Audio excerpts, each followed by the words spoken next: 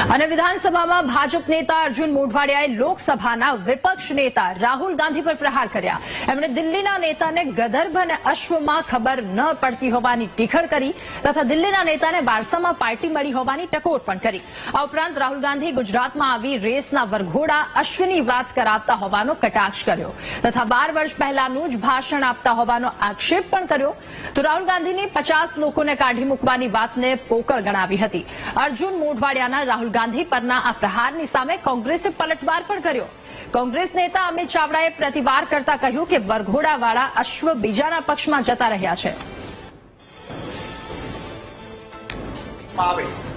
ત્યારે તેઓ એવી વાત કરતા હોય છે કે ગુજરાત કોંગ્રેસમાં બે પ્રકારના ઘોડાઓ છે, એક રેસનો ઘોડો અને બીજા વરઘોડાના ઘોડા।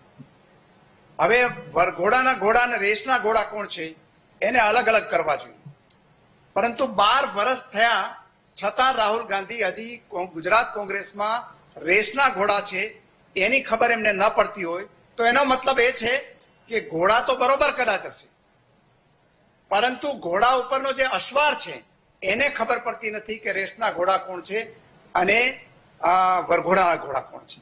એ ઉપરાંત એણે એવું કહ્યું કે ગુજરાત કોંગ્રેસમાંથી 40 થી 50 આગેવાનો ગદ્દારો છે એને કાઢી મૂકવા જોઈએ। આ વાત પણ તમે લગભગ 12 વર્ષથી હું એમની પાસેથી સાંભળું છું, હજી સુધી આઈડેન્ટિફાઈ કરી શક્યા નથી।